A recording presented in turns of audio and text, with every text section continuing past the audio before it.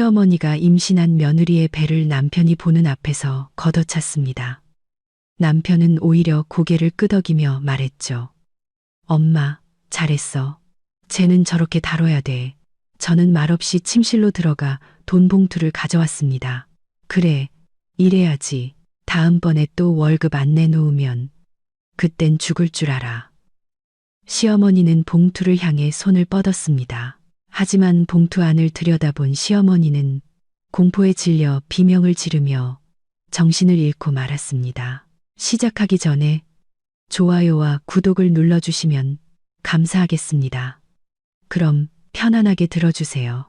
김 여사는 남의 집 창가에 서서 자신의 아들 민준이 저 여자 서연을 끌어안는 모습을 지켜봤습니다. 깡마르고 볼품없는 데다 늘 죄 지은 사람 같은 표정을 하고 다니는 애. 어디 중소기업에서 쥐꼬리만 한 월급 받는 계약직 사무원이라고 했지. 부모님은 대전에 사는데 연락도 거의 안 하고 지낸다더군. 한마디로 근본 없는 애였다. 그런데 이제 그 근본 없는 애가 김 여사가 20년간 허리띠 졸라매서 마련한 이 아파트에 살게 될 것이다. 민주는 지난 4월 결혼하겠다고 통보했다. 반년 전 무슨 회식 자리에서 만났다고 했다. 김 여사는 처음부터 직감했다. 저 여자는 우리와 급이 맞지 않는다는 것을. 남편 없이 혼자서 가족을 책임지는 게 어떤 건지, 악착같이 아들 하나만 보고 모든 걸 희생하는 게 무슨 의미인지 모르는 애였다. 엄마, 제대로 알지도 못하면서 왜 그래요? 지난 5월 결혼을 좀 미루는 게 어떻겠냐고 넌지시 떠보았을 때 민준이 말했다. 서연 씨, 착하고 조용한 사람이에요. 같이 있으면 편해요. 편하다고. 김 여사는 속으로 코웃음을 쳤다. 당연히 편하겠지. 시키는 대로 조용히 따르고 말대꾸 한 번 안 하니까. 하지만 나중에 보면 그런 조용한 것들이 자기 속셈이 다 있기 마련이다. 처음에는 순한 양처럼 굴다가 나중에는 남자를 제멋대로 휘두르려 하지. 엄마한테서 아들을 빼앗고 가족들 사이를 이간질하는 것들. 결혼식은 6월에 조촐하게 치러졌다. 하객은 30명 남짓. 신부 측에서는 부모님만 참석했다. 그들은 저녁 내내 구석에 앉아 있다가 식이 끝나자마자 택시를 타고 가버렸다. 김 여사는 그들의 뒷모습을 보며 생각했다. 친부모마저 외면할 정도면 말 다 한 거 아닌가? 신혼부부는 도시 외곽의 작은 빌라에 자리를 잡았다. 김 여사가 격리로 30년간 일하며 받은 퇴직금으로 마련한 집이었다. 민준이 23살이 되자마자 바로 아들 명의로 해주었다. 자기처럼 새빵살이로 고생하지 말고 아들은 자기 집에서 시작하게 해주고 싶었다. 물론 그때는 3년 뒤에 생판남인 여자가 이 집에서 살게 될 줄은 꿈에도 몰랐다.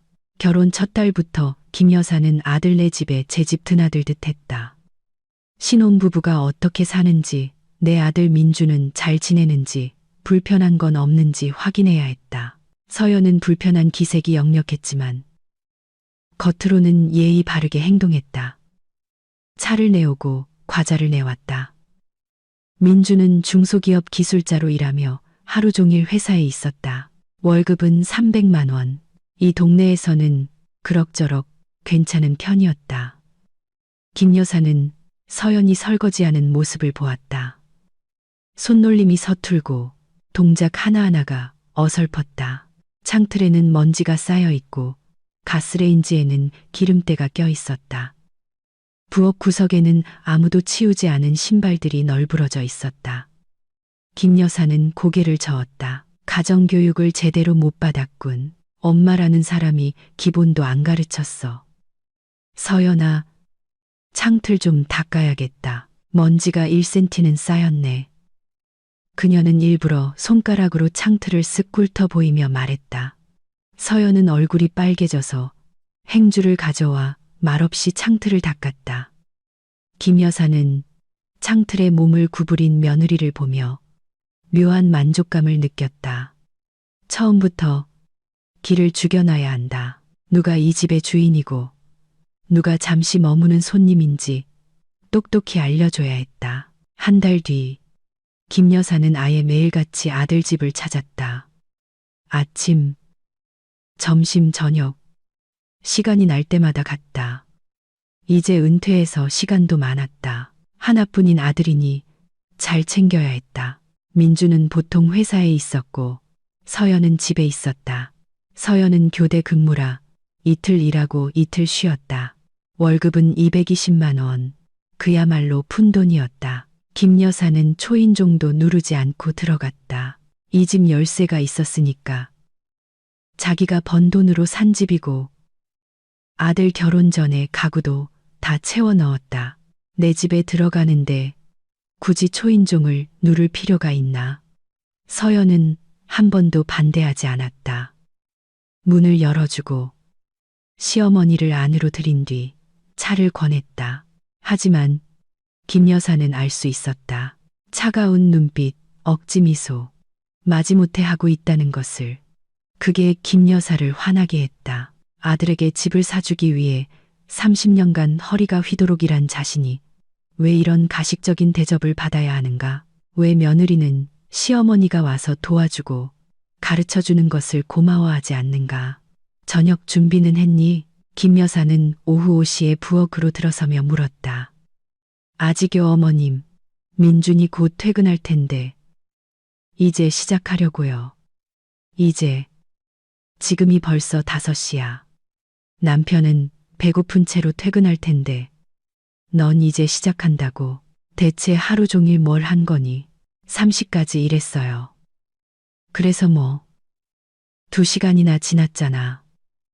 2시간이면 김치찌개도 끓이고 계란말이도 만들겠다. 나는 내 나이 때 8시간씩 공장에서 일하고 와서도 집안일 다 하고 애도 혼자 키웠어. 서연은 말없이 냉장고에서 재료를 꺼내기 시작했다. 김 여사는 냉장고 문을 열어 냉동 만두를 보았다. 내 아들한테 이런 냉동식품을 먹일 셈이야.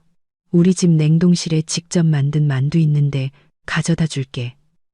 아니에요, 어머님. 괜찮아요. 제가 알아서 할게요. 네가 뭘 알아서 해? 넌 요리도 못하잖아. 어제 계란 프라이 하는 거 봤는데 아주 죽을 쓰더구나. 민준이야 말없이 다 먹었지만 내 눈은 못 속여. 내가 30년 동안 걔를 먹여 키웠어. 걔가 뭘 좋아하는지 내가 제일 잘 알아. 서연은 계속 침묵했다. 그 침묵이 김 여사의 신경을 건드렸다. 왜 변명하지 않는 거지? 왜 자기가 좋은 주부라는 걸 증명하려 하지 않는 거지? 그저 벽만 쳐다보고 서 있다니. 속으로는 분명 저 늙은이가 또 와서 트집 잡내라고 생각하고 있을 것이다. 하지만 김 여사는 멈출 생각이 없었다. 이건 트집이 아니라 도움이었다. 며느리에게 인생을 가르쳐주고 어떻게 가정을 꾸리고 남편을 내조해야 하는지 알려주는 것이었다. 그런데 서연은 고마워할 줄을 몰랐다. 가을이 되자 관계는 완전히 틀어졌다. 김 여사는 느낄 수 있었다. 민준의 전화가 뜸해졌다. 전에는 매일 전화해서 엄마, 별일 없으시죠? 건강은 괜찮으세요? 하고 묻던 아들이었다. 그런데 이제는 사나흘씩 연락이 없었다. 분명 저 여자가 아들을 조종하는 게 틀림없었다. 귓가에 대고 시어머니가 귀찮다고 속삭였을 것이다. 어느 날 저녁 김 여사는 예고 없이 찾아갔다. 그냥 확인차. 민주는 집에 있었고 서연과 저녁을 먹고 있었다. 식탁에는 소시지 볶음과 밥이 전부였다. TV는 시끄럽게 켜져 있었다. 서연은 잠옷 차림에 머리는 부스스했다. 어머님 오셨어요. 서연은 자리에서 일어나지도 않고 말했다. 김 여사는 그 자리에 얼어붙었다. 어른이 왔는데 일어나지도 않고 앉아서 계속 밥을 씹고 있다니. 가정교육을 어떻게 받은 거야? 엄마 왔어. 민준 역시 일어나지 않고 손만 흔들었다. 앉아서 같이 저녁 먹어. 김 여사는 말없이 부엌으로 들어가 식탁을 훑어보았다. 비닐 식탁보는 기름으로 얼룩져 있고 싱크대에는 더러운 그릇들이 쌓여 있었다. 가스레인지 위에는 타버린 프라이팬이 놓여 있었다. 또 돼지우리네. 그녀는 들으라는 듯 말했다. 엄마, 괜찮아. 민준이 피곤한 목소리로 대꾸했다. 저녁 먹고 치울 거야. 저녁 먹고? 왜 먹기 전에 안 치우는데? 먹고 바로 치우면 어디 덧나. 내가 널 그렇게 가르치지 않았는데. 민준아, 엄마, 그만 좀 해. 뭘 그만해. 내 집에서 내가 말 한마디도 못해. 이거 내 집이야. 내가 30년 동안 허리 부러져라 일해서 산 집이라고. 그런데 난 지금 내 작은 원룸에 혼자 처박혀 있고 너희는 여기서. 서연이 일어나 식탁 위 그릇들을 치우기 시작했다. 김 여사는 그녀의 손이 떨리는 것을 보았다. 그래, 속이 부글부글 끓겠지. 신경질 나겠지. 잘됐다. 신경질 좀 나봐야지. 자기가 이 집 주인이 아니라는 걸 깨닫게 해줘야지. 엄마, 식사는 하셨어? 민준이 화제를 돌리며 물었다. 먹었어. 내가 알아서 차려 먹었지. 누가 나한테 밥 차려줄 사람이나 있나. 노골적인 암시였다. 김 여사는 서연이 반응하기를, 뭐라고 한마디 하기를 기다렸다. 하지만 그녀는 창밖을 보며 말없이 설거지만 할 뿐이었다. 그때 김 여사는 다른 방법을 쓰기로 결심했다. 돈은 언제나 통하는 법이었다. 어떤 며느리라도 누가 위인지 깨닫게 할 수 있는 가장 확실한 방법. 김 여사는 조심스럽게 시작했다. 처음에는 약값으로 5만 원을 달라고 했다. 민주는 무슨 약인지 묻지도 않고 바로 주었다. 일주일 뒤에는 식료품비로 10만 원을 달라고 했다. 연금이 적어서 다음 달까지 버티기 힘들다고 했다. 민주는 또 돈을 주었다. 서연은 옆에 앉아 침묵했지만 김 여사는 보았다. 굳게 담은 입술, 찌푸린 미간. 민준이 엄마를 돕는 게 마음에 안 드는 것이다. 욕심쟁이, 자기 이불만 챙기고 남편 돈은 전부 자기가 가지려는 속셈이다. 한 달 뒤 김 여사는 공과금으로 30만 원을 요구했다. 민주는 잠시 망설이며 서연을 쳐다보았다. 그녀는 식탁만 내려다보며 말이 없었다. 엄마, 우리도 지금 돈이 좀 빠듯해. 화장실 수리하려고 돈 모으고 있단 말이야. 수리, 화장실. 김 여사는 코웃음을 쳤다. 그럼 내 엄마는 더운 물도 못 쓰고 살란 말이니. 관리비가 엄청나게 나왔어. 낼 돈이 없다고. 너희는 여기서 수리할 궁리나 하고 나는 추위에 떨면서 살고 있는데. 민주는 한숨을 쉬며 지갑을 꺼냈다. 30만 원을 세어 건넸다. 김 여사는 돈을 받아 가방에 넣었다. 그녀가 나갈 때 곁눈질로 서연이 자신을 무거운 눈빛으로 쳐다보는 것을 보았다. 그래, 그렇게 쳐다봐라. 어디 한번 실컷 쳐다봐. 가을이 되자 김 여사는 깨달았다. 돈이 부족했다. 연금만으로는 살 수가 없었다. 한 달에 60만 원 남짓. 이건 장난이었다. 공과금으로 절반이 나가고 남은 30만 원으로 식비, 약값, 옷값을 해결해야 했다. 어떻게 이걸로 산단 말인가? 그녀가 이런 삶을 원했던 건 아니었다. 남편이 죽은 뒤 그녀는 일하고 또 일하며 혼자 아들을 키웠다. 그런데 이제 와서 그녀가 돈 없이 지내고 민준과 저 서연이라는 애가 그녀의 아파트에서 수리할 돈이나 모으고 있는 게 과연 공평한가? 아니, 불공평했다. 김 여사는 더 자주 돈을 요구하기 시작했다. 10월에는 치과 치료비로 50만 원. 민준은 마지못해 주었다. 그때 서연이 뭐라고 말하려 했다. 민준 씨, 어쩌면. 하지만 민준이 그녀의 말을 잘랐다. 서연아, 시작도 하지 마. 엄마 혼자 힘들게 사시잖아. 11월에는 보일러 교체비로 70만 원. 민주는 또 돈을 주었다. 서연은 부엌에 앉아 침묵했지만 두 손은 주먹을 꽉 쥐고 있었다. 김 여사는 그것을 보고 속으로 쾌재를 불렀다. 그래, 거의 다 왔어. 곧 폭발할 거야. 폭발하면 민준에게 보여줄 수 있다. 내 아내가 얼마나 악독한 여자인지, 시어머니를 존중하지 않고 돈을 아까워하며 아들을 친어머니에게서 떼어놓으려 한다고. 12월 초, 김 여사는 서연이 무언가 숨기고 있다는 것을 직감했다. 그녀는 아들 집에 더 자주, 때로는 하루에 2번씩 찾아갔다. 서연은 차갑게 그녀를 맞았지만 여전히 침묵했다. 하지만 김 여사는 이상한 점들을 발견하기 시작했다. 서연에게 새 옷이 생겼다. 화려하진 않았지만 딱 봐도 싼 물건은 아니었다. 가을 재킷은 분명 10만 원은 넘어 보였고 가죽 부츠는 적어도 30만 원은 되어 보였다. 어디서 돈이 났을까? 민주는 어머니의 질문에 서연이 세일할 때 샀다고 대답했다. 하지만 김 여사는 믿지 않았다. 그렇게 파격적인 세일은 없다는 것을 그녀는 잘 알았다. 그렇다면 서연에게 돈이 있다는 뜻이다.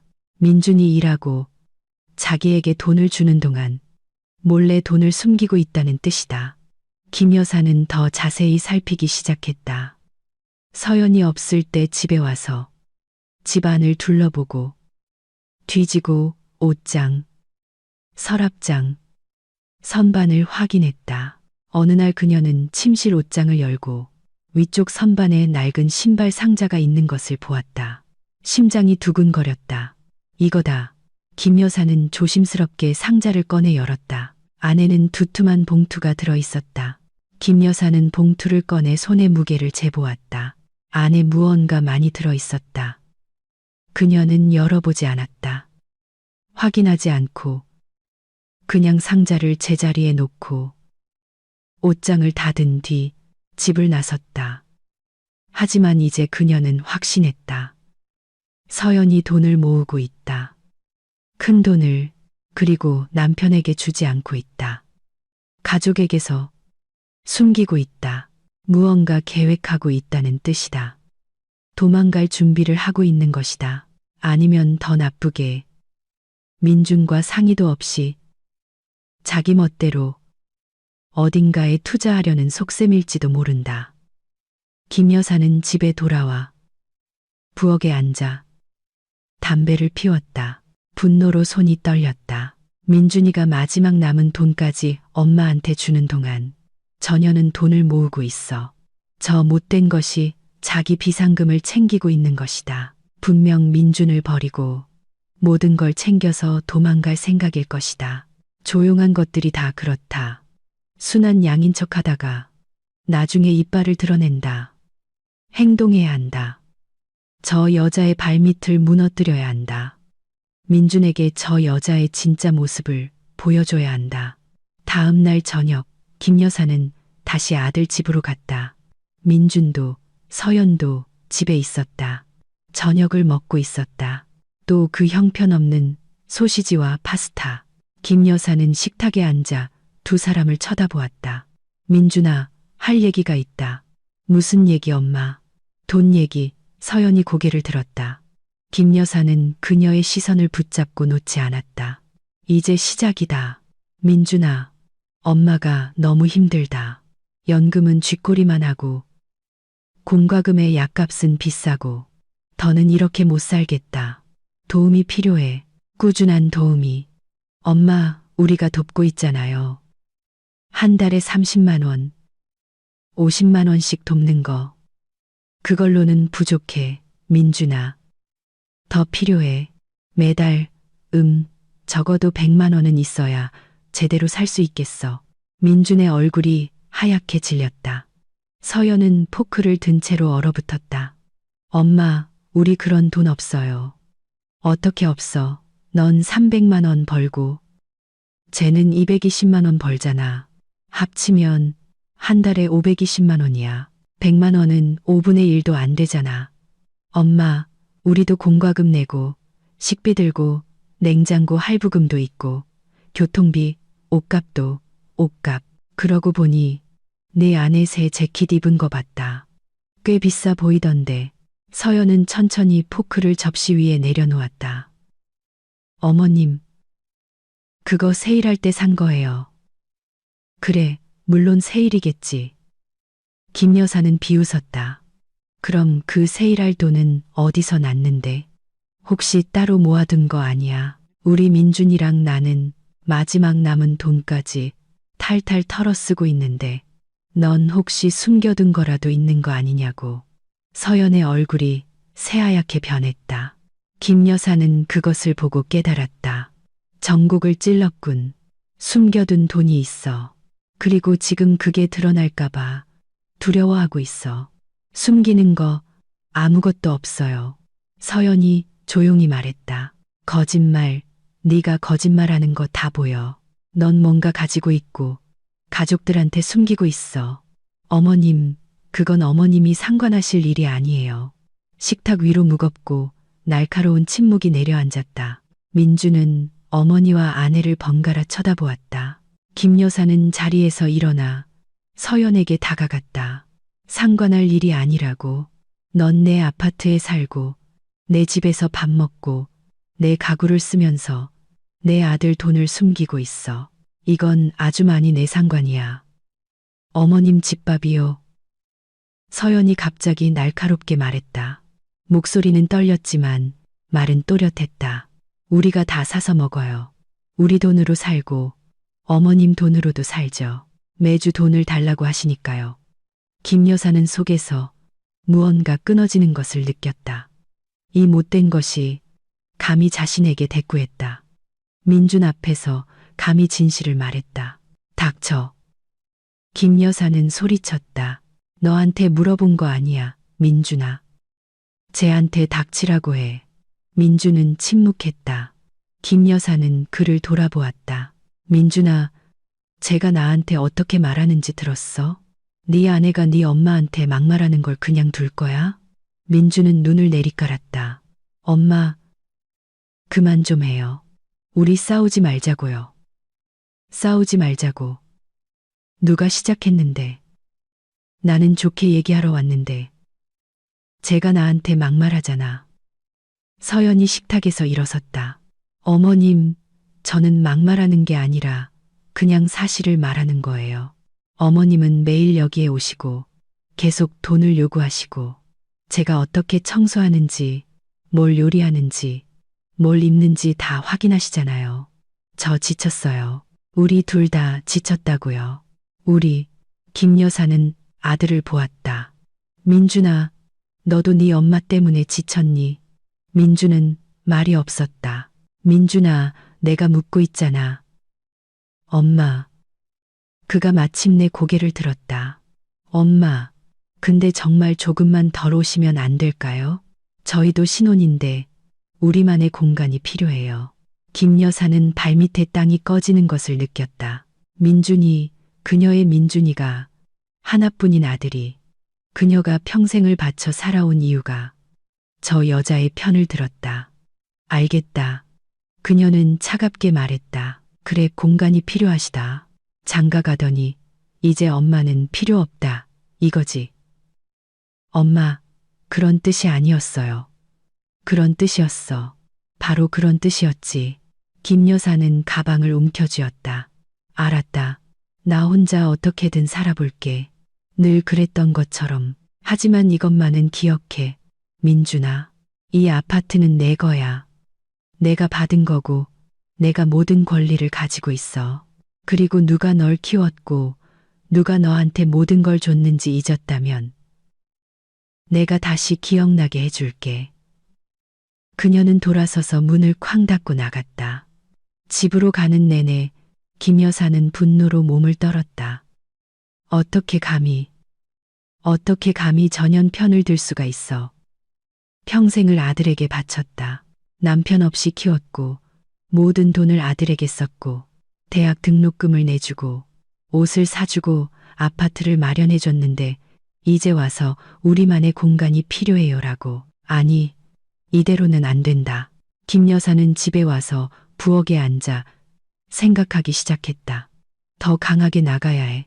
민준이에게 저 서연이라는 애가 아무것도 아니라는 걸. 그를 이용하고 있다는 걸, 돈을 숨기고 도망갈 준비를 하고 있다는 걸 보여줘야 해. 저것들의 결혼 생활을 망가뜨려야 해. 내 아들을 되찾아야 해. 그리고 그녀는 계획을 세웠다. 다음 날, 김 여사는 다시 아들 집을 찾았다. 이른 아침, 민준이 이미 출근한 뒤였다. 서연이 문을 열고 시어머니를 보자 얼굴이 하얗게 질렸다. 어머님, 민준 씨 집에 없어요. 알아, 너한테 온 거야. 서연은 말없이 그녀를 들여보냈다. 김 여사는 부엌으로 들어가 앉았다. 우리 어른답게 얘기 좀 하자. 서연은 문가에 서서 팔짱을 끼고 있었다. 무슨 얘기요? 돈 얘기. 네가 숨겨둔 그 돈 말이야. 서연의 표정은 변하지 않았지만 팔꿈치를 너무 세게 잡아서 손가락이 하얗게 변했다. 저는 숨기는 돈 없어요. 거짓말. 내가 옷장 속 상자를 봤어. 거기에 봉투가 있는 것도 알아. 내가 돈을 모으고 있다는 거. 많은 돈을 모으고 있다는 것도 안다고. 서연은 침묵했다. 얼마나 모았어? 300만 원, 500만 원? 침묵. 얼마인지는 중요하지 않아. 중요한 건 내가 민준이 몰래 그걸 숨기고 있다는 거지. 민준이가 마지막 남은 돈까지 자기 엄마인 나한테 주는 동안 넌 도망갈 자금을 모으고 있었던 거야. 도망갈 자금이 아니에요. 서연이 조용히 말했다. 학원비예요. 회계학원에 다니고 싶어서요. 돈 더 잘 버는 직장을 구하고 싶어서요. 김 여사는 비웃었다. 학원비. 잘도 둘러대네. 민준이는 알아. 아니요. 왜? 알았다면 어머님께서 어떻게든 그 돈을 뺏어갈 이유를 찾으셨을 테니까요. 바로 그거였다. 진실. 마침내 이 못된 것이 진짜 속내를 드러냈다. 그녀는 민준도 그의 어머니도 믿지 않는다. 오직 자기 자신만 생각한다. 그렇다면 이렇게 하자. 김 여사는 일어섰다. 그 돈 오늘 당장 내놔. 안 그러면 내가 민준이한테 네가 몰래 돈 모으고 있다고 다 말할 거야. 널 버리고 도망갈 준비를 하고 있다고 말할 거고.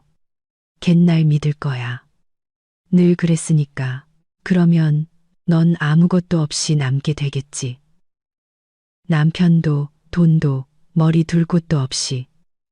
서연은 그녀를 오랫동안 쳐다보더니 천천히 고개를 저었다. 아니요, 안 드릴 거예요. 내놔. 안 돼요. 김 여사는 앞으로 한 걸음 다가섰다. 내 말 못 들었어. 이년아, 내놓으라고 했다. 서연은 물러서지 않았다. 나가주세요, 어머님. 바로 그때 김 여사는 깨달았다. 이 여자애에게 교훈을 줘야 한다. 누구를 상대하고 있는지 보여줘야 한다. 두려움을 느끼게 만들어야 한다. 그녀는 서연의 어깨를 잡고 손가락에 힘을 주었다. 네가 감히 내 집에서 날 쫓아내. 여기가 어디라고. 내가 이 집 주인이고 넌 아무것도 아니야. 서연이 벗어나려 했지만 김 여사는 꽉 잡고 있었다. 이거 놓으세요. 돈이 어디 있는지 말하기 전까지는 안 놔. 놓으시라고요. 서연이 갑자기 몸을 비틀었다. 김 여사는 균형을 잃었다. 서연은 벽 쪽으로 비틀거리며 물러나 한 손으로 배를 감쌌다. 얼굴이 고통으로 일그러졌다. 김 여사는 멈칫했다. 너 왜 그래? 서연은 말없이 거친 숨을 몰아쉬었다. 뭐냐고 묻잖아. 아무것도 아니에요. 김 여사는 자세히 보았다. 서연은 배를 감싸고 서 있었고 얼굴은 창백했다. 그때 그녀의 머릿속에 섬광이 스쳤다. 너 임신했니? 서연이 고개를 들었다. 눈에는 두려움이 가득했다. 아니, 거짓말하지 마. 내가 보니까 임신했어. 몇 주인데? 서연은 말이 없었다. 몇 주냐고 묻잖아. 8주요. 김 여사는 속이 뒤집히는 것을 느꼈다. 임신했다고. 인연이 임신했어.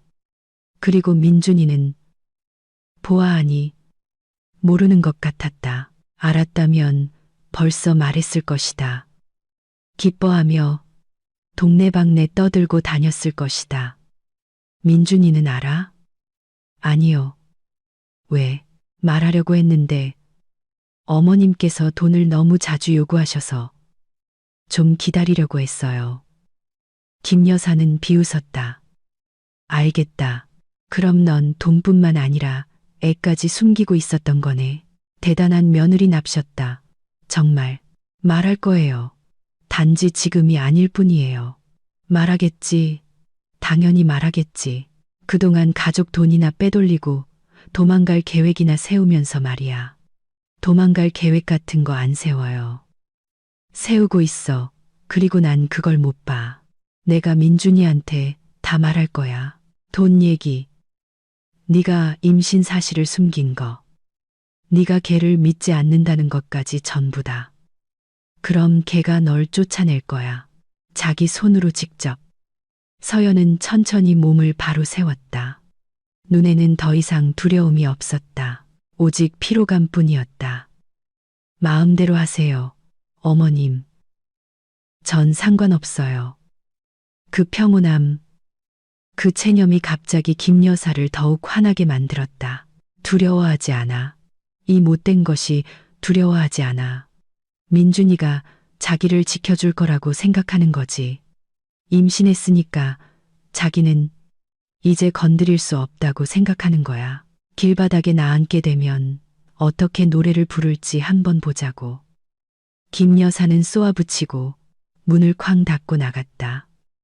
남은 하루 종일 그녀는 계획을 다듬었다. 지금 당장 행동해야 해. 민준이가 자기 아내의 진짜 얼굴을 보게 만들어야 해. 그녀가 막말하고 스캔들을 일으키도록 유도해야 해. 민준에게 서연이 그를 존중하지 않는다는 것을 보여줘야 해. 그의 어머니를 존중하지 않고 돈을 숨기고 임신 사실까지 숨긴다는 것을.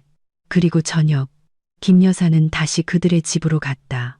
일부러 민준이 퇴근한 시간에 맞춰 갔다. 노크도 없이 쳐들어가 저녁을 먹고 있던 부엌으로 들어갔다. 당장 돈이 필요해. 그녀는 문턱에서 말했다. 오늘 당장 100만 원. 민준이 피곤한 눈을 들었다. 엄마, 우리 돈 없어요. 어떻게 없어? 둘 다 일하는데 돈이 왜 없어? 방금 공과금이랑 냉장고, 할부금 냈단 말이에요. 김 여사는 서연에게로 돌아섰다. 넌 왜 말이 없어? 아니면 내 돈은 전부 옷 사는데 다 쓰니? 서연은 그녀를 똑바로 쳐다보았다. 저는 아무것도 안 써요. 제 월급은 식비랑 생활비로 다 나가요. 그럼 이리 내놔. 내 월급 전부 다 내놓으라고. 너 그저께 월급 받은 거 다 알아. 서연의 얼굴이 하얘졌다. 어머님, 이건 제 월급이에요. 내 거는 없어. 넌 내 집에 살고, 내 밥 먹고, 내 가구를 쓰고 있잖아. 어머님 밥이요. 저희가 다 사서 먹는데요. 닥쳐. 김 여사가 소리쳤다. 너랑 얘기하는 거 아니야. 민준아, 쟤한테 돈 가져오라고 해. 민준은 눈을 내리깔았다. 서연아, 엄마 좀 드려. 정말 필요하신가 봐. 서연은 천천히 일어섰다. 아니요, 민준 씨. 제 월급은 못 드려요. 우린 이미 드릴 만큼 다 드렸어요. 어머님께서 돈이 필요하시면 다른 사람한테 부탁하라고 하세요. 김 여사는 속에서 분노가 끓어오르는 것을 느꼈다. 이 못된 것이 나를 거절해. 민준이 앞에서 거절해. 지금이다. 지금이 아니면 안 된다. 아, 이 못된 년이. 김 여사는 서연에게 다가갔다. 네가 감히 나한테 이래라 저래라 해? 엄마, 진정해요. 민준이 끼어들려 했지만 그녀는 듣지 않았다. 내가 오늘 너 버르장머리를 고쳐주마. 그리고 김 여사는 온종일 계획했던 일을 실행에 옮겼다. 그녀는 다리를 들어 올려 서연의 배를 힘껏 걷어찼다. 서연은 무슨 일이 일어났는지 깨닫기도 전에 충격을 느꼈다. 배를 쥐어짜는 듯한 날카로운 통증. 그녀는 식탁 모서리를 붙잡고 몸을 구부렸다. 눈앞이 핑 돌았다. 숨이 막혔다. 몸을 펴려고 했지만 통증이 파도처럼 밀려와 허리를 펼 수 없게 만들었다. 8주. 초음파로 겨우 보일락 말락한 작은 생명.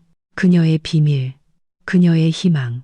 이 모든 것을 조금만 더 견뎌야 하는 이유. 서연은 천천히 고개를 들어 남편을 보았다. 민주는 벽에 기대어 다른 곳을 보고 있었다. 그녀도 어머니도 아닌 그냥 허공을. 그의 얼굴은 무심했다. 마치 멀리서 벌어지는 흥미없는 일을 관찰하는 사람처럼. 민준 씨. 그녀가 조용히 불렀다. 그는 대답하지 않았다. 그냥 어깨를 으쓱할 뿐이었다. 마치 날씨를 묻는 질문에 답하듯, 아, 엄마, 왜 그랬어? 목소리는 힘이 없었고 분노는 조금도 담겨 있지 않았다. 그저 형식적인 사실 확인일 뿐이었다. 마치 어머니가 임신한 아내의 배를 걷어찬 게 아니라 식탁보에 차를 쏟은 것처럼. 서연은 그를 보며 믿을 수가 없었다. 그녀는 그가 소리치기를, 어머니를 문 밖으로 밀쳐내기를, 자신을 보호해 주기를 기다렸다. 하지만 민주는 그저 서서 다른 곳을 쳐다볼 뿐이었다. 그리고는 천천히 고개를 끄덕였다. 엄마, 잘했어. 그는 조용하지만 또렷하게 말했다. 쟤는 저렇게 다뤄야 돼. 부엌에는 무거운 담요 같은 침묵이 내려앉았다. 김 여사는 거친 숨을 몰아쉬며 서 있었다. 주먹은 꽉 쥐어져 있었다. 얼굴에는 승리감이 가득했다. 서연은 고통의 이를 악물고 몸을 바로 세웠다. 마음속에서 무언가 끊어졌다. 육체적인 것이 아니었다. 지난 3년간 그녀를 이곳에 붙잡아 두었던 무언가가. 그녀는 민준을 다시 한번 쳐다보았다. 그는 그녀의 시선을 피했다. 모든 것이 거기에 담겨 있었다. 그 비겁한 시선 회피, 축 처진 어깨, 어머니의 인정을 받기 위해 아내를 배신할 준비가 된 모습에 서연은 더 이상 이렇게 살 수 없다는 것을 깨달았다. 어떤 변명도, 핑계도 더는 통하지 않을 것이다. 그들의 결혼은 민준이 엄마, 잘했어 라고 말한 그 순간 끝났다. 그녀는 말없이 돌아서서 침실로 향했다. 배의 통증은 여전히 욱신거렸다. 하지만 가슴속에 퍼지는 차가운 냉기에 비하면 아무것도 아니었다. 그래, 이래야지. 김 여사가 등 뒤에서 소리쳤다. 목소리는 승리감에 차 있었다. 내 월급이나 가져와. 어서. 서연은 침실 문을 닫고 등에 기댄 채 눈을 감았다. 깊은 숨을 들이쉬고 내쉬었다. 또 한 번 통증이 점차 가라앉았다. 무슨 일이 있었는지 상기시키는 욱신거림만 남았다. 그녀는 눈을 뜨고 옷장을 보았다. 위쪽 선반, 신발 상자가 놓여 있는 곳, 500만 원, 1년 반 동안 아껴 모은 돈, 그녀의 탈출구, 그녀의 자유, 다른 삶으로 가는 티켓. 서연은 옷장으로 다가가 문을 열고 까치발을 들어 상자로 손을 뻗었다. 상자를 꺼내 침대 위에 놓고 뚜껑을 열었다. 봉투가 안에 있었다. 두툼하고 무거웠다. 그녀는 그것을 손에 들고 무게를 재보았다. 500만 원, 학원에 대한 꿈, 새로운 직업, 독립. 민준과 그의 어머니에게 의존하지 않는 삶. 두들겨 맞은 개처럼 도망치는 게 아니라 당당하게 떠나는 삶에 대한 꿈. 하지만 이제 모든 것이 변했다. 서연은 봉투를 상자에 다시 넣고 뚜껑을 닫고 상자를 선반에 올려놓았다. 침대에 앉아 배 위에 손을 얹었다. 8주. 어쩌면 그 충격 이후에, 아니 그 생각은 하고 싶지 않았다. 지금은 아니었다. 지금은 행동해야 했다. 서연은 일어나 창가로 다가갔다. 창밖은 어두워지고 있었다. 12월. 춥고 혹독한 달. 그녀는 도시의 불빛을 보며 생각했다. 빠르고 명확하게, 감정 없이. 시어머니는 월급을 기다린다. 민주는 어머니 편에 섰다. 그녀는 혼자 그들 둘을 상대해야 한다. 만약 지금 돈을 주면 그들은 더 요구할 것이다. 그녀를 완전히 거덜낼 때까지, 상자 속에 500만 원까지 모두 빼앗길 때까지. 아니, 그렇게는 안 된다. 서연은 오래전 여름의 한 대화를 떠올렸다. 그때 그들은 부엌에 셋이 앉아 있었다. 그녀, 민준, 그리고 그의 어머니, 김 여사는 어린 시절 이야기를 하고 있었다. 캠프에서 쥐를 보고 얼마나 무서웠는지, 의자 위에 올라가 비명을 지르고 교관은 웃었다는 이야기. 그리고 나중에 20살쯤 되었을 때 기숙사에 쥐가 들끓어서 쥐를 박멸할 때까지 기다리지도 않고 그냥 짐을 싸서 친구 집으로 가버렸다는 이야기. 나는 그 짐승들이 죽도록 무서워. 그녀는 그때 몸서리를 치며 말했다. 공황 발작이 올 지경이야. 쥐를 보면 속이 다 뒤집혀. 민주는 그때 웃었다. 서연은 침묵했지만 기억했다. 시어머니가 쥐라는 단어를 말할 때 얼굴이 어떻게 경련했는지 기억했다. 눈에 서렸던 그 동물적인 공포를 기억했다. 서연은 창가에서 돌아서서 닫힌 침실 문을 보았다. 그 너머에서 목소리가 들렸다. 김 여사가 민준에게 무언가 말하고 있었다. 요구하듯 집요하게. 민준은 단답형으로 대답했다. 계획은 순식간에 명확하고 잔인하며 정의롭게 세워졌다. 서연은 조용히 침실을 나와 남편과 시어머니가 앉아있는 부엌을 지나쳤다. 그들은 그녀에게 신경 쓰지 않았다. 그녀는 재킷을 입고 현관으로 나가 지하실로 내려갔다. 창고 열쇠는 공동으로 사용했다. 지하실은 춥고 눅눅한 냄새가 났다. 서연은 휴대폰 손전등을 켜고 구석을 비췄다. 낡은 찬장 옆 구석에 쥐덫이 놓여 있었다. 가을 초에 관리사무소에서 설치한 것이었다. 지하실에 쥐가 들끓었기 때문이다. 서연은 가까이 다가갔다. 첫 번째 쥐덫은 비어 있었다. 두 번째도 마찬가지. 세 번째, 크고 회색인 쥐가 죽은 채로 옆으로 누워 있었다. 발은 뻗어 있고 눈은 감겨 있었다. 서연은 쭈그리고 앉아 그것을 보았다. 마음속에는 연민도 혐오감도 없었다. 오직 차가운 결심뿐이었다. 그녀는 주머니에서 비닐봉지를 꺼냈다. 아침에 장을 봐온 바로 그 봉지였다. 조심스럽게 쥐덫을 들어 뒤집었다.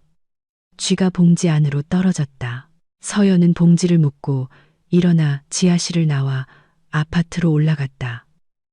부엌에는 여전히 민준과 김 여사가 앉아 있었다. 대화는 밤어 있었다. 그들은 TV를 보고 있었다. 서연은 조용히 지나쳤다.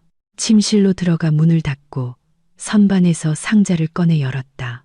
돈 봉투를 꺼내 침대 위에 놓고 비닐봉지를 풀었다. 쥐를 꼬리로 잡고 꺼냈다. 차갑고 뻣뻣했다. 죽은 지 3시간은 좋게 넘었을 것이다. 서연은 봉투를 열어 돈을 침대 위에 쏟았다. 500만 원이 부채처럼 이불 위에 흩어졌다. 그녀는 몇 초간 그것들을 보며 작별 인사를 했다. 그리고는 조심스럽게 지폐를 접어 매트리스 밑에 숨겼다. 쥐를 집어 봉투에 넣고 봉투를 닫았다. 준비는 끝났다. 서연은 화장실에서 손을 씻고 거울 속 자신을 보았다. 얼굴은 창백하고 눈 밑에는 그늘이 졌지만 눈빛은 단호했다. 그녀는 더 이상 시어머니의 트집을 말없이 견디던 겁먹은 여자가 아니었다. 싸우기 싫어서 마지막 남은 돈까지 내주던 순종적인 아내가 아니었다. 남편이 엄마 잘했어 라고 말했을 때 그녀 안에서 무언가 변했고 무언가 부서졌다. 서연은 손을 닦고 화장실에서 나와 봉투를 들었다. 깊은 숨을 들이쉬었다. 그녀는 침실 문을 열고 부엌으로 나갔다. 김 여사는 식탁에 앉아 차를 마시고 있었다. 민주는 창가에 서서 어둠을 보고 있었다. 서연이 들어서자 둘 다 돌아보았다. 그래, 생각은 해봤니? 김 여사가 비웃었다. 월급이나 일이 내놔. 서연은 말없이 봉투를 내밀었다. 김 여사는 믿을 수 없다는 듯 그것을 받아들었다. 손의 무게를 재보았다. 묵직했다. 그녀는 만족스럽게 고개를 끄덕였다. 그래, 이래야지. 그녀는 손가락으로 봉투를 매만지며 말했다. 다음번에 또 월급 안 내놓으면 그땐 죽을 줄 알아. 알았어. 서연은 말이 없었다. 내가 묻잖아. 알았냐고. 네, 알았어요. 서연이 담담하게 대답했다. 김 여사는 흡족하게 웃으며 봉투를 손 안에서 돌려보았다. 그리고는 천천히 그 순간을 음미하며 봉투를 열기 시작했다. 손가락이 봉투 가장자리를 찍고 안으로 들어갔다. 서연은 눈을 떼지 않고 지켜보았다. 민준도 창가에서 돌아와 보고 있었다. 어머니가 돈을 꺼내고 안도의 한숨을 내쉬며 자신의 무기력한 삶으로 돌아갈 수 있기를 기다리고 있었다. 김 여사는 봉투에 손을 넣어 무언가를 만졌다. 차갑고 지폐처럼 바삭거리지 않았다. 무언가 빽빽하고 털이 있는 것. 그녀는 손을 꺼냈다. 손바닥 위에는 쥐가 있었다. 회색의 죽은 이빨을 드러낸 쥐. 김 여사는 자신의 손바닥을 보았다. 1초, 2초.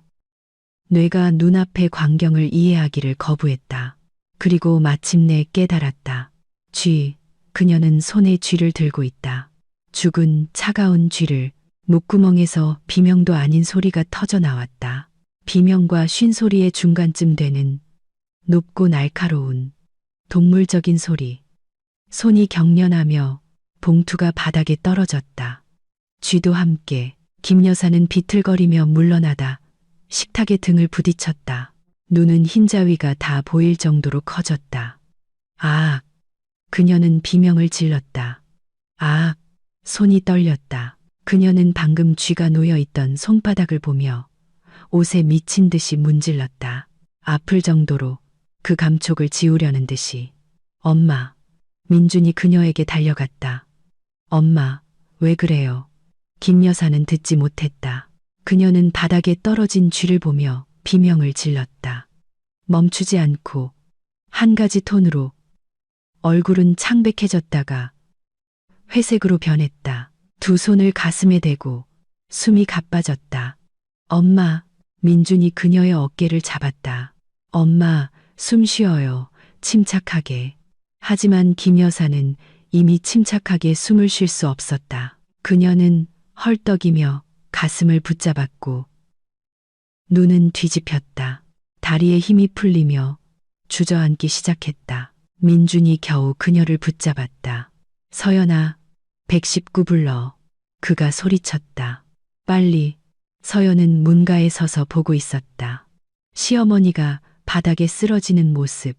창백하고 겁에 질린 민준이 그녀를 붙잡으려 애쓰는 모습.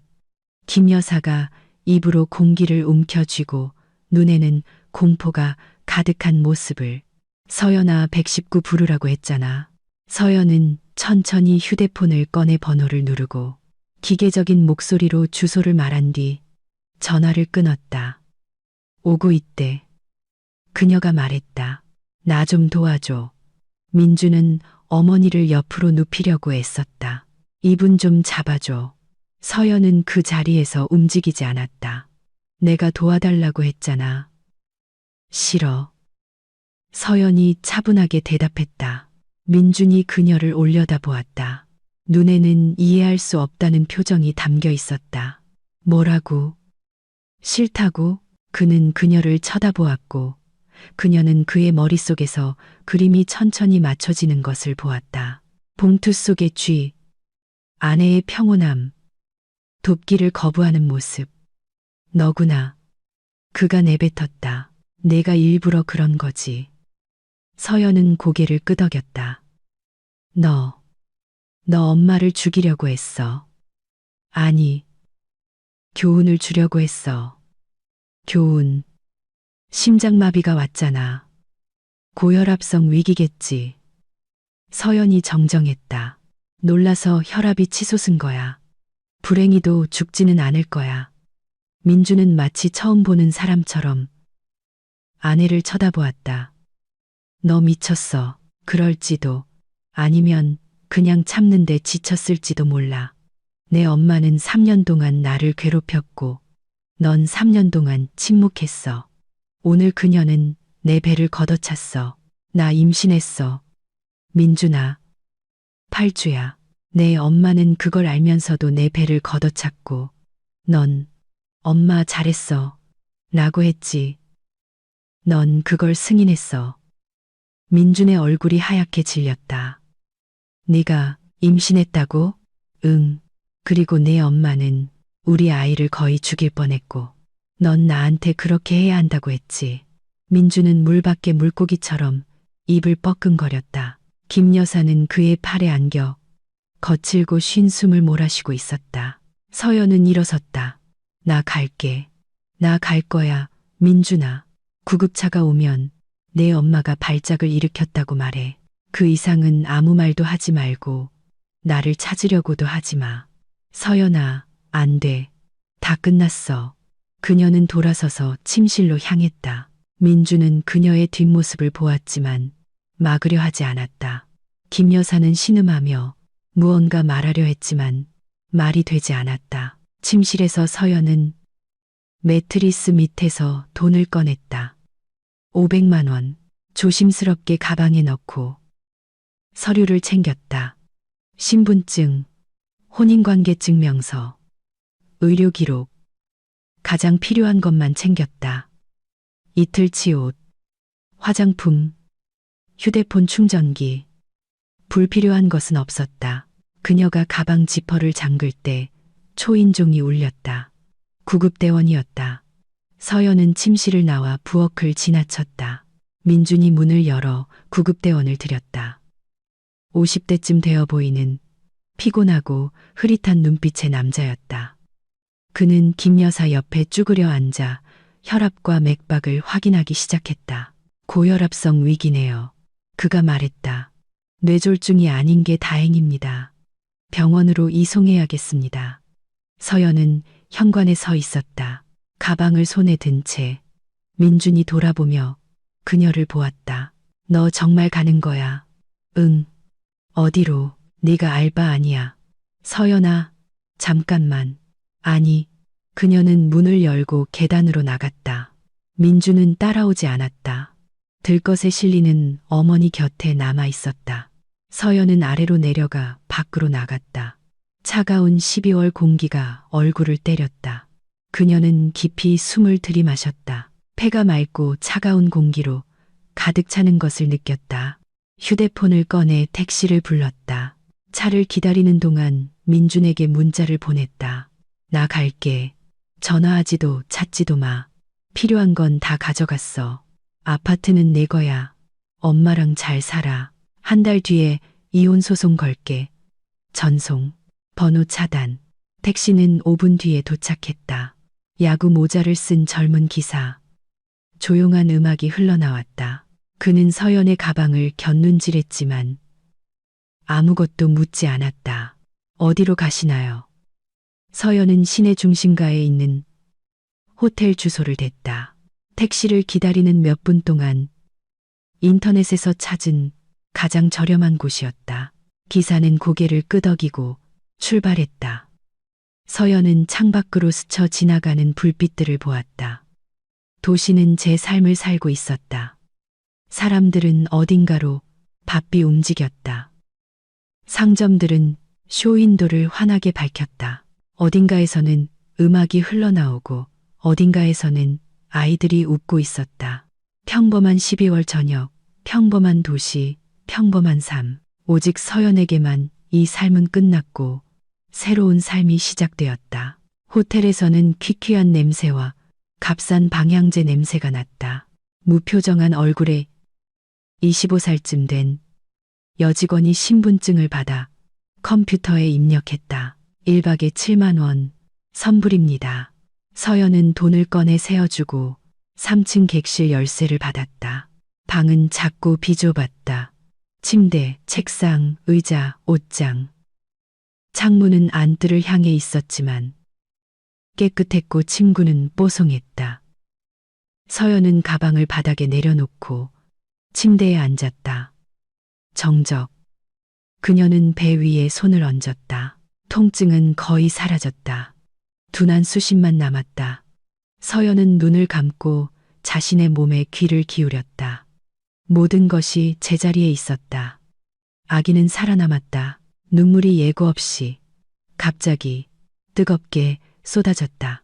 서연은 소리내어 흐느끼지 않으려고 손으로 입을 막았다. 조용히 거의 소리 없이 울었다. 안도감에, 두려움에, 피로감에 울었다. 마침내 모든 것이 끝났다는 사실에, 자유로워졌다는 사실에, 더 이상 아무도 자신을 모욕하고 요구하고 때리지 않을 것이라는 사실에 울었다. 눈물이 마를 때까지 울었다. 그리고는 얼굴을 닦고 일어나 찬물로 세수하고 세면대 위 거울에 비친 자신을 보았다. 눈은 빨갛고 부어 있었고 얼굴은 지쳐 있었지만 눈빛은 단호했다. 서연은 방으로 돌아와 휴대폰을 들었다. 모르는 번호로 부재중 전화 한 통. 아마 민준이 다른 사람 전화로 걸었을 것이다. 그녀는 통화 기록을 삭제하고 그 번호도 차단했다. 그리고 연락처를 열어 아버지의 번호를 찾았다. 1년 넘게 통화하지 않았다. 결혼 후 아버지가 몇 번 전화를 걸었지만 서연은 짧고 건조하게 대답했다. 아버지는 서운해하며 더 이상 전화하지 않았다. 이제 그들 사이에는 침묵만이 있었다. 서연은 번호를 보았다. 손가락이 화면 위에서 망설였다. 그리고 통화 버튼을 눌렀다. 긴 신호음, 하나, 둘, 셋. 막 전화를 끊으려 할 때 목소리가 들렸다. 서연이냐? 아버지였다. 놀랍고 경계하는 목소리. 네, 아빠. 무슨 일이냐? 그녀는 한숨을 쉬었다. 말이 목에 걸려 문장이 되지 않았다. 어떻게 설명해야 할까? 어디서부터 시작해야 할까? 아빠, 도움이 필요해요. 잠시 침묵. 그리고 부드럽게 말해봐라. 그리고 서연은 천천히 조용히 이야기하기 시작했다. 민준에 대해, 시어머니에 대해, 3년간의 인내와 굴욕에 대해, 모으고 있던 돈에 대해, 배를 걷어차인 일에 대해, 임신에 대해, 봉투 속의 쥐에 대해, 어떻게 집을 나왔는지에 대해 모든 것을 털어놓았다. 아버지는 말없이 끼어들지 않고 들었다. 가끔 짧게 한숨을 쉴 뿐이었다. 서연이 말을 마쳤을 때 그는 몇 초간 침묵하다가 말했다. 호텔 주소 불러라. 지금 출발한다. 4시간 안에 도착할 거야. 아빠, 대전이잖아요. 멀어요. 상관없어.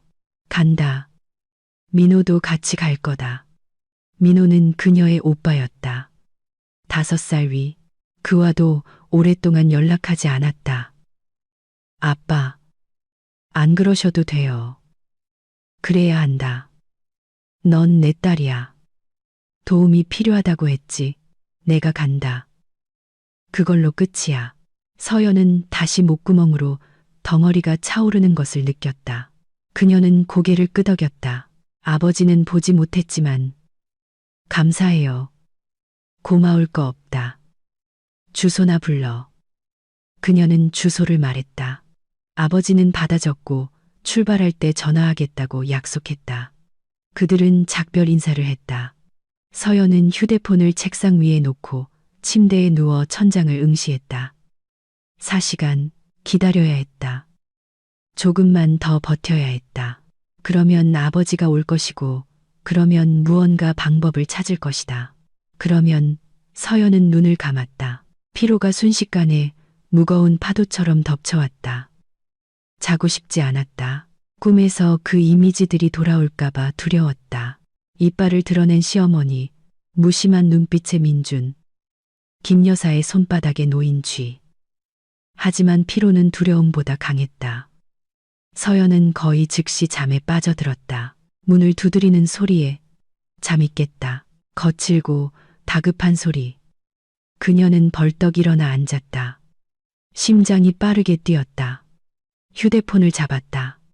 새벽 4시, 누구지? 노크 소리가 다시 들렸다. 서연아, 아빠다. 아버지의 목소리. 그녀는 벌떡 일어나 문으로 달려가 활짝 열었다. 문턱에는 아버지가 서 있었다. 키가 크고 머리가 희끗희끗한 검은 재킷 차림. 옆에는 민호 오빠가 똑같이 키가 크고 어깨가 넓은 굳은 얼굴로 서 있었다. 아빠. 아버지는 그녀를 말없이 꽉 안아주었다. 서연은 그의 가슴에 얼굴을 묻고 마지막 남은 긴장이 사라지는 것을 느꼈다. 아버지는 어릴 때처럼 그녀의 머리를 쓰다듬었다. 괜찮다. 이제 다 괜찮아. 민호가 방 안으로 들어와 둘러보고는 얼굴을 찌푸렸다. 이런 데서 잤어? 우리 집으로 가자. 오빠, 난 못 가. 갈 수 있어. 아빠가 가자고 하셔. 내가 가자고 한다. 우리 집에 방 많아. 서연은 아버지를 보았고 그는 고개를 끄덕였다. 짐 챙겨. 가자. 아파트는요? 아버지는 비웃었다. 거기 가는 길에 들를 거야. 내 짐 다 챙기고 그네 남편이라는 놈이랑 그 엄마라는 여자가 다시는 얼씬도 못하게 할 거다. 아빠, 거기 민준 씨 있을 텐데. 그래서 뭐? 민호가 그녀를 돌아보았다. 얼굴이 굳어 있었다. 그 자식이 무서워? 아니. 그럼 가자. 서연은 오빠를 보았다. 아버지를 보았다. 그들은 어깨를 나란히 하고 서 있었고 그녀는 문득 깨달았다. 그녀는 혼자가 아니었다. 그동안 혼자라고 생각했다. 부모님이 자신을 외면했고 오빠가 자신을 잊었다고 생각했다. 하지만 그들은 한밤중에 아무것도 묻지 않고 그저 와서 말했다. 우리가 널 데리러 왔어. 알았어요. 서연이 조용히 말했다. 가요. 그들은 아버지의 낡았지만 튼튼한 차에 셋이 타고 달렸다. 서연은 뒷자리에 앉아 밤의 도시를 창밖으로 보았다. 아버지는 말없이 집중해서 운전했다. 민호는 그 옆에 앉아 가끔 백미러로 동생을 쳐다보았다. 정말 거기로 가고 싶으냐? 아버지가 익숙한 거리로 접어들며 물었다. 네. 제 물건이랑 서류가 필요해요. 그리고 그 사람들한테 제가 돌아가지 않을 거라는 걸 확실히 보여주고 싶어요. 알았다. 아버지가 짧게 고개를 끄덕였다. 그들은 아파트 입구에 주차했다. 서연이 먼저 내렸다. 아버지와 민호가 뒤를 따랐다. 3층으로 올라갔다. 아파트 문 앞에서 서연은 멈춰서서 열쇠를 꺼냈다. 손이 살짝 떨렸다. 내가 같이 들어갈게. 민호가 조용히 말했다. 서연은 고개를 끄덕이고 열쇠를 자물쇠에 꽂아 돌렸다. 문이 열렸다. 아파트에는 불이 켜져 있었다. 부엌에는 민준이 앉아 있었다. 앞에는 마시다만 찻잔이 놓여 있었다. 그들이 들어서자 그는 고개를 들었다. 얼굴은 수척했고 눈은 충혈되어 있었다. 서연아, 짐 가지러 왔어. 그녀는 차갑게 말했다. 방해하지 마. 민준이 일어섰다. 잠깐만, 우리 얘기 좀 해. 할 얘기 없어. 서연아, 제발. 민호가 앞으로 나서며 동생을 가로막았다. 방해하지 말라고 했지. 민준은 민호를 보았다. 그는 민준보다 머리 하나는 더 컸고 어깨는 2배는 넓었다. 전직 복서 출신으로 쇼핑몰 보안팀에서 일했다. 민준은 침을 삼키며 한 걸음 물러섰다. 누구세요? 내 오빠야. 서연이 대답하고 그를 지나쳐 침실로 들어갔다. 아버지는 복도에 남아 팔짱을 낀 채 말없이 민준을 쳐다보았다. 무겁고 평가하는 듯한 시선. 민준은 눈을 피했다. 침실에서 서연은 빠르게 짐을 쌌다. 옷, 신발, 화장품, 액세서리, 많지는 않았다. 모두 그녀의 것이었다. 민호가 복도에서 큰 여행 가방을 가져왔다. 자, 여기에 담아. 서연은 고개를 끄덕이고 짐을 싸기 시작했다. 손은 기계적으로 움직였고 생각은 다른 곳에 있었다. 어제까지만 해도 이곳이 그녀의 아파트, 그녀의 집이었다는 생각을 했다. 이제는 불난 집에서 도망치듯 빠져나와야 하는 낯선 곳이 되었다. 서연아, 복도에서 민준의 목소리가 들렸다. 우리 얘기 좀 하자. 그녀는 대답하지 않고 계속 짐을 쌌다. 서연아, 내가 너랑 얘기하고 있잖아. 민호가 침실에서 나왔다. 닥치라고 했지. 마지막 경고야. 여긴 내 집이고 내 아내야. 나한테는 권리가 있어. 너한테는 아무 권리도 없어. 아버지가 담담하게 말했다. 넌 내 엄마가 내 딸을 때리는 걸 보고만 있었어. 넌 그걸 승인했어. 그렇게 해야 한다고 말했지. 너한테는 아무 권리도 없어. 민준의 얼굴이 하얗게 질렸다. 저는 서연이가 임신한 줄 몰랐어요. 그게 달라지나 아버지가 그에게 다가섰다. 그럼 임신 안 했으면 때려도 된다는 거냐? 그런 말이냐고? 아니요. 그런 뜻이 아니었어요. 그럼 무슨 뜻이었는데? 민주는 말이 없었다. 바로 그거야. 넌 아무 뜻도 없었어. 할 말이 없으니까. 서연이 가득 찬 가방을 들고 침실에서 나왔다. 민호가 그것을 받아들고 출구로 향했다. 서연은 화장실로 들어가 그곳에서 자기 물건을 챙겼다. 그리고 현관으로 재킷, 부츠, 목도리, 다 됐냐? 아버지가 물었다. 네, 다 됐어요. 민주는 복도 한가운데에 서 있었다. 어쩔 줄 몰라 하는 초라한 모습. 서연아, 잠깐만. 어디로 가려고? 너 돈도 없잖아. 서연은 멈춰서서 그를 돌아보았다. 나 돈 있어. 그 500만 원. 내가 1년 반 동안 모은 돈. 네 엄마가 알고 뺏으려 했던 바로 그 돈. 내가 숨겨뒀고 그 돈은 너와 네 엄마 없는 내 새로운 인생을 위해 쓰일 거야. 하지만은 없어. 민준아, 다 끝났어. 다음 달에 이혼 소송 걸 거야. 너한테 아무것도 요구하지 않아. 내 엄마랑 여기서 잘 살아. 내 월급 다 갖다 바치고 계속 그 여자 통제받으면서 살라고. 난 자유야. 그녀는 돌아서서 출구로 향했다. 아버지와 민호가 뒤따랐다. 서연아, 민준이 소리쳤다. 그녀는 돌아보지 않고 계단으로 나가 아래로 내려갔다.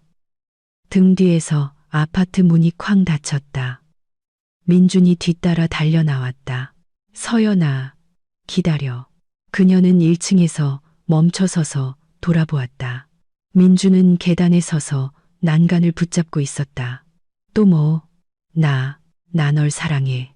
서연은 그를 오랫동안 쳐다보더니 천천히 고개를 저었다. 아니, 민준아. 넌 날 사랑하지 않아. 넌 내 엄마를 사랑해. 넌 항상 엄마만 사랑했어. 나는 그냥 편리한 부속품이었지. 요리하고 청소하고 말대꾸 안 하는 사람. 하지만 난 더 이상 편리하게 살기 싫어. 나는 사람으로 살고 싶어. 너와 내 엄마 옆에서는 그게 불가능해. 서연아, 잘 있어, 민준아. 그녀는 아파트 입구를 나섰다. 아버지와 민호는 이미 차에 앉아 있었다. 서연은 뒷자리에 앉아 문을 쾅 닫았다. 아버지가 시동을 걸고 출발했다. 서연은 돌아보았다. 민주는 입구에 서 있었다.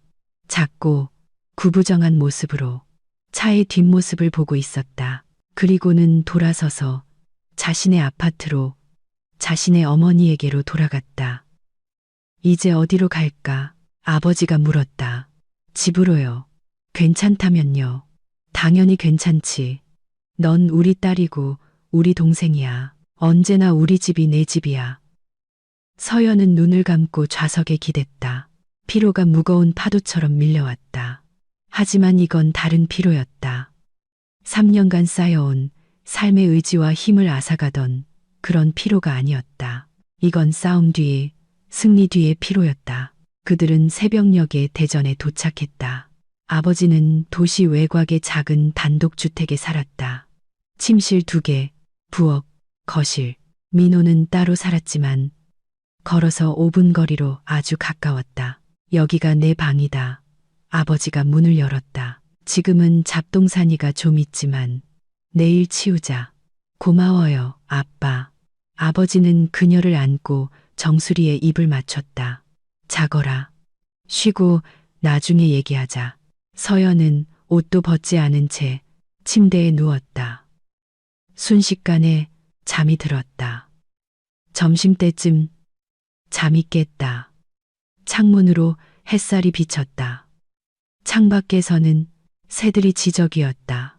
서연은 천장을 보며 누워 집의 소리를 들었다. 아래층에서 누군가 움직였다. 아마 아버지일 것이다. 커피와 계란 프라이 냄새. 평범한 아침. 고함도, 불평도, 두려움도 없는 평온한 아침. 서연은 일어나 아래층으로 내려갔다. 아버지는 부엌에 앉아 신문을 읽고 있었다. 딸을 보자 신문을 옆으로 치웠다. 잘 잤냐? 네, 앉아라. 아침 식사는 가스레인지 위에 있다. 서연이 앉아 아버지는 그녀 앞에 계란 프라이와 토스트가 담긴 접시를 놓아주었다. 큰 머그잔에 담긴 커피. 그녀는 포크를 들고 말없이 먹기 시작했다. 아버지는 묻지 않았다. 그냥 옆에 앉아 있었다. 그녀가 다 먹자 그는 커피를 더 따라 그녀 앞으로 밀어주었다. 이제 어쩔 셈이냐. 서연은 아버지를 보았다. 이혼하고 회계학원 다니고 직장 구하고 아이 낳고 살 거예요. 혼자? 네, 혼자요. 아버지는 고개를 끄덕였다. 좋다. 하지만 이것만은 알아도 넌 혼자가 아니야. 나와 민호가 항상 옆에 있다. 알아요, 아빠. 고마워요. 그들은 말없이 커피를 마저 마셨다. 창밖으로 참새떼가 날아갔다. 어딘가에서 개 짖는 소리가 들렸다. 평범한 삶. 드라마도 스캔들도 없는 단순한 삶. 서연은 배 위에 손을 얹었다. 구주, 작고 거의 눈에 띄지 않는 생명. 그녀의 아이, 그녀의 미래. 아빠, 엄마랑은 어떻게 이혼하셨어요? 아버지는 잠시 침묵하다가 한숨을 쉬었다. 힘들었지. 하지만 해야만 했어. 우리는 서로 맞지 않았다. 그 사람은 원하는 게 있었고 나는 다른 걸 원했지. 서로를 괴롭히느니 헤어지는 게 낫다. 이혼한 거 후회하세요? 아니, 너랑 연락이 끊긴 건. 그래, 그건 아주 많이 후회한다. 서연은 손을 뻗어 그의 손등을 덮었다. 이제 우리 옆에 있잖아요. 이제 옆에 있지. 아버지가 미소 지었다. 문을 두드리는 소리가 났다. 민호가 늘 그렇듯 허락 없이 들어왔다. 안녕, 너 어때? 괜찮아. 서연은 일어나 오빠를 안았다. 와줘서 고마워. 별거 아니야. 넌 내 동생이고 그네 남편이라는 놈. 민호는 얼굴을 찌푸렸다. 찌질이. 엄마가 아내 때리는 걸 보고만 있다니. 오빠, 그만해. 뭘 그만해. 사실을 말하는데. 아빠한테 들었어. 그 자식이 너한테 뭐라고 했는지. 엄마, 잘했어라고? 나였으면 그 말 듣고 바로 턱을 날려버렸을 거야. 그럴 가치도 없어, 그 사람은.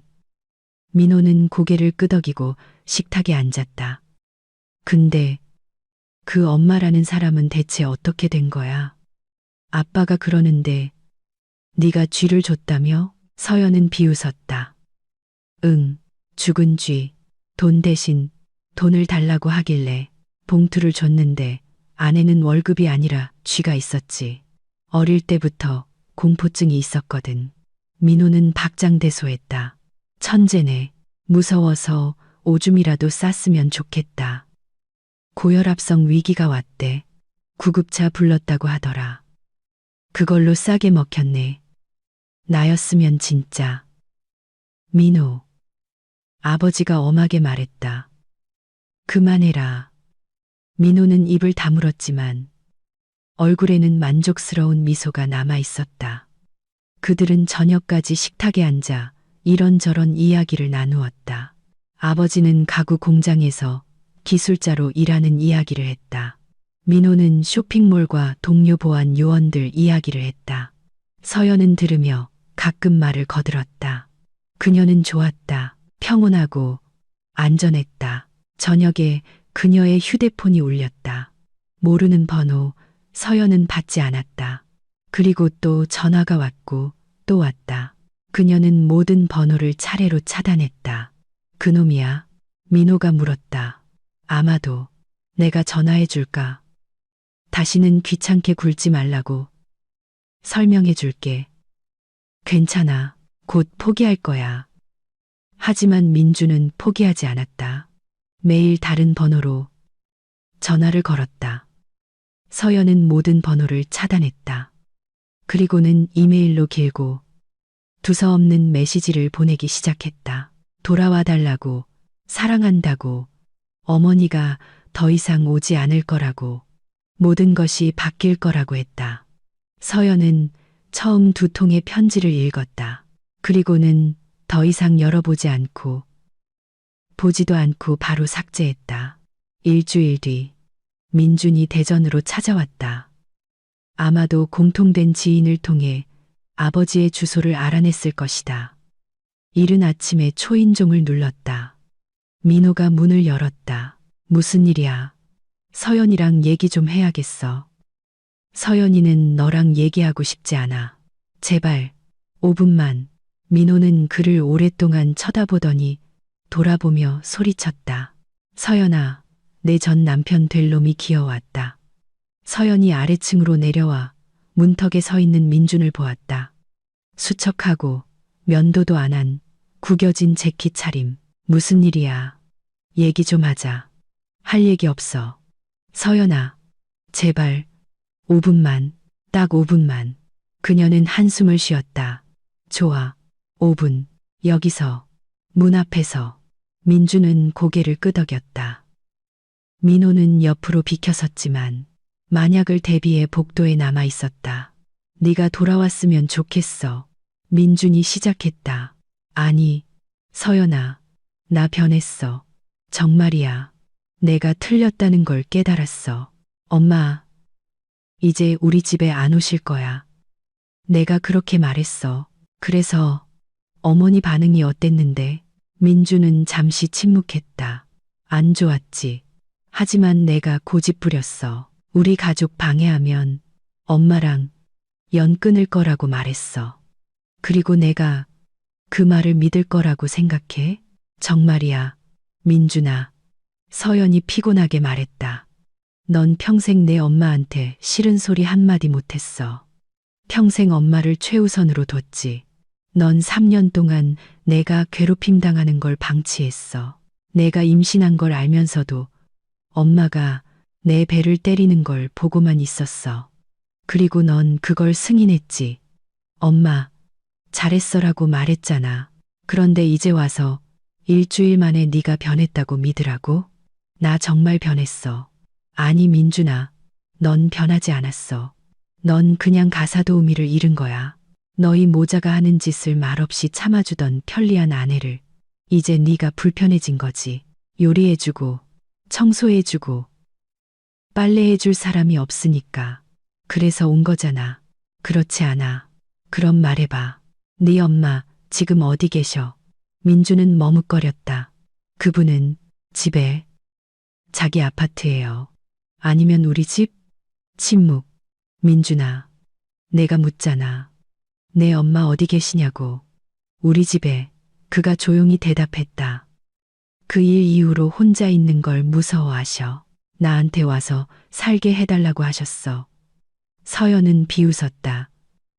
바로 그거야.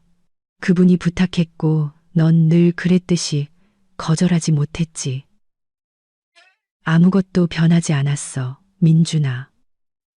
아무것도, 그리고 절대 변하지 않을 거야.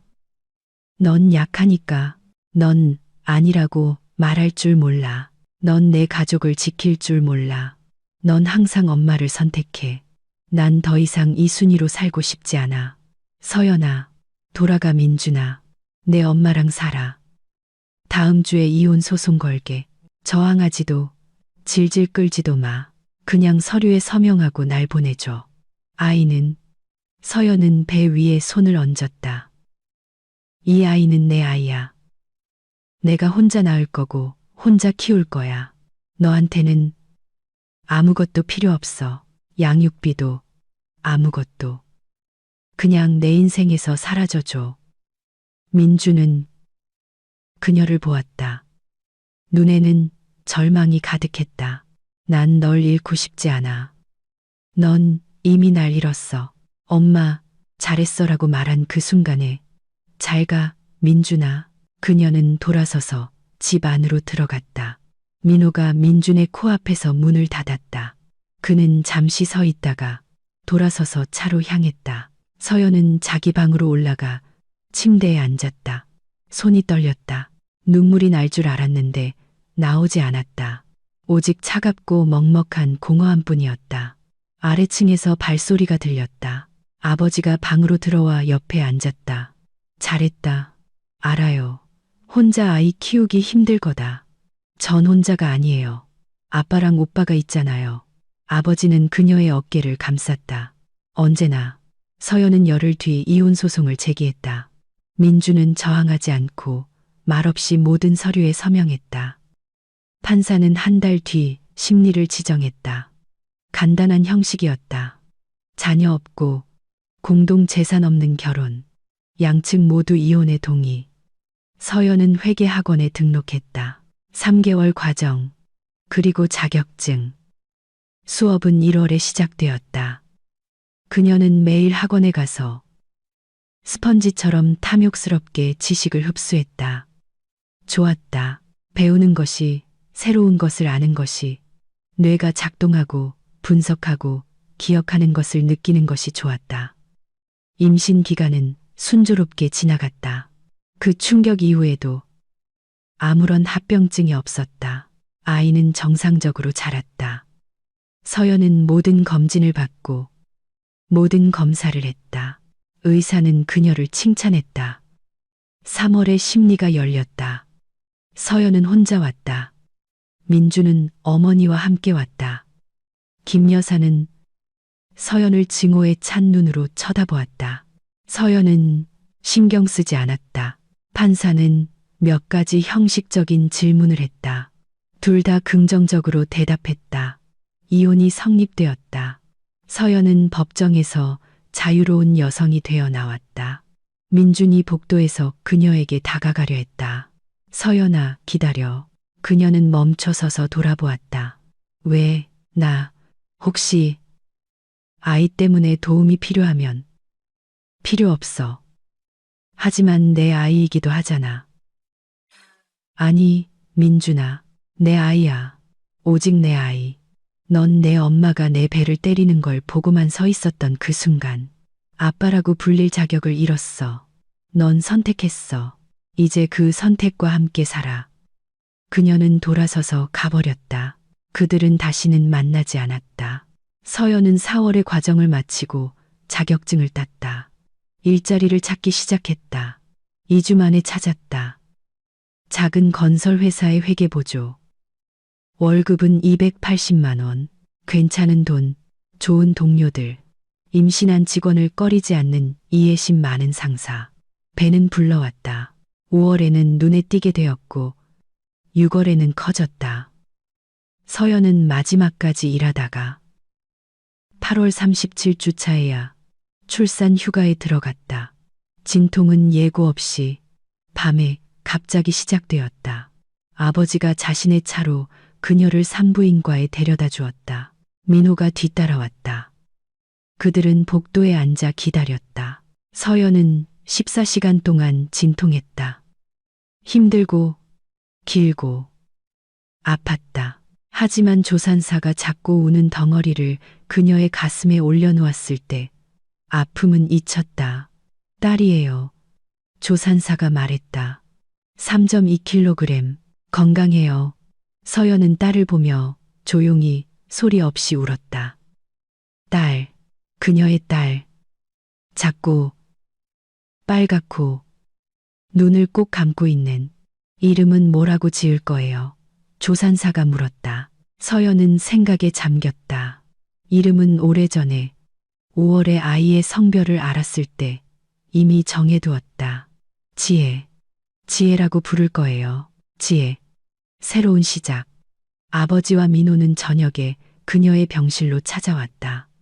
아버지는 커다란 꽃다발을 들고 있었다. 민호는 과일과 주스가 담긴 봉지를. 어떠냐? 아버지가 몸을 숙여 그녀의 이마에 입을 맞췄다. 피곤하지만 행복해요. 그들은 아기 침대에서 자고 있는 지혜를 보았다. 작고 무방비하고 완벽한. 예쁘네. 민호가 말했다. 너 닮았어. 서연은 미소 지었다. 고마워. 그녀는 3일 뒤에 퇴원했다. 아버지가 차를 가지고 그녀를 데리러 왔다. 그들은 지혜를 집으로 데려왔다. 그녀를 기다리고 사랑하고 짐이 아닌 기쁨으로 여기는 집으로. 서연은 자기 방에 앉아 딸을 품에 안고 1년 동안 자신의 삶이 어떻게 변했는지 생각했다. 1년 전 그녀는 시어머니의 학대를 견디는 겁먹고 억눌린 아내였다. 1년 전 그녀는 도망칠 꿈을 꾸며 몰래 돈을 모으고 있었다. 1년 전 그녀는 자신의 몸 안에서 새로운 생명이 자라고 있다는 것을 몰랐다. 하지만 이제 그녀는 자유로웠다. 딸이 있고 직업이 있고 자신을 지지해주는 가족이 있었다. 고함과 굴욕 없는 밝고 평온한 미래가 있었다. 지혜가 꿈틀거리며 크고 검은 눈을 뜨고 엄마를 보았다. 서연은 그녀에게 미소 지었다. 안녕, 아가. 내가 네 엄마야. 그리고 약속할게. 넌 참는 게 뭔지, 두려워하는 게 뭔지, 속에서 모든 것이 비명을 지를 때, 난 널 강하고, 독립적이고, 자유로운 사람으로 키울 거야. 내가 그렇게 된 것처럼. 지혜는 눈을 깜빡이고, 하품했다. 서연은 그녀를 가슴에 꼭 안고, 눈을 감았다. 모든 것이 괜찮았다. 마침내, 모든 것이 괜찮았다. 시간은 흘렀다. 지혜는 자랐다. 서연은 딸이 18개월이 되었을 때 복직했다. 아버지와 민호가 아이를 돌보는 것을 도왔다. 어린이집에 데려다주고, 데려오고, 놀아주고, 책을 읽어주었다. 서연은 승진하여 회계팀장이 되었다. 월급은 400만 원으로 올랐다. 큰 돈이었다. 따로 아파트를 얻을 수도 있었지만 아버지가 말렸다. 왜 굳이 월세로 나가? 여기서 살아. 방도 많고 지혜도 우리랑 있는 게 좋잖아. 서연은 다투지 않았다. 그녀도 정말 좋았다. 집에는 질서와 평온, 사랑이 가득했다. 지혜는 명랑하고 개방적인 아이로 자랐다. 자주 웃고 드물게 울었다. 할아버지를 하부지, 민호 삼촌을 삼촌이라고 불렀다. 둘 다 무척 좋아했다. 가끔 서연은 민준을 생각했다. 그는 어떻게 살고 있을까? 아마도 어머니와 함께 여전히 돈을 갖다 바치고, 여전히 그녀가 명령할 때 침묵하고, 여전히 혼자일 것이다. 그가 안쓰럽지는 않았다. 그는 자신의 선택을 했다. 아내 대신 어머니를 선택했다. 이제 그 선택과 함께 살아야 했다. 그리고 서연은 자신의 삶을 살았다. 일하고 딸을 키우고 아버지와 오빠와 교류하고 가끔 대학 친구들을 만났다. 그들은 소셜미디어를 통해 다시 연락이 닿았다. 영화도 보고 연극도 보고 공원에도 갔다. 자유롭고 평온하고 행복하게 살았다. 지혜가 3살이 되었다. 서연은 생일 파티를 열어주었다. 집에서 케이크와 풍선, 선물과 함께 아버지, 민호, 그리고 아이들을 동반한 몇몇 친구들이 왔다. 지혜는 집안을 뛰어다니며 기쁨의 소리를 지르고 장난감을 가지고 놀았다. 저녁에 손님들이 돌아간 뒤 서연은 아버지와 부엌에 앉아 차를 마시며 의자에서 잠든 지혜를 보았다. 착한 아이야. 아버지가 말했다. 최고지. 그리고 너도 대단해. 잘 해냈어. 서연은 미소 지었다. 우리가 해냈죠. 함께. 아버지는 고개를 끄덕였다. 함께. 그들은 말없이 차를 마저 마셨다. 창밖은 어두워지고 있었다. 9월 저녁 정적. 서연은 작고 잠든 무방비한 딸을 보며 자신이 올바른 선택을 했다는 것을 깨달았다. 떠났고 참지 않았고 굽히지 않았다. 자신을 선택했고 존엄을 선택했고 자유를 선택했다. 그리고 그것은 그녀 인생 최고의 결정이었다. 지혜가 잠결에 꿈틀거리며 미소 지었다. 서연은 다가가 그녀를 안아들고 침대로 데려가 눕히고 이불을 덮어주고 이마에 입을 맞췄다. 잘 자, 아가. 방에서 나와 문을 살짝 닫고 부엌으로 돌아왔다. 아버지는 여전히 식탁에 앉아 있었다. 자러 갈 거냐? 네. 피곤해요. 자거라. 내일은 새로운 날이다. 서연은 고개를 끄덕이고 아버지를 안았다. 고마워요, 아빠. 모든 게 고마울 거 없다, 딸아. 아무것도. 그녀는 자기 방으로 올라가 침대에 눕고 눈을 감았다. 몇 분 뒤 잠이 들었다. 꿈에는 지혜가 나왔다. 어른이 된 아름답고 강한 서연이 키우고 싶었던 바로 그 모습. 독립적이고 자유롭고 행복한, 두려움 없이, 굴욕 없이, 참을 필요 없이 그냥 행복한. 그리고 그것이 필요한 전부였다.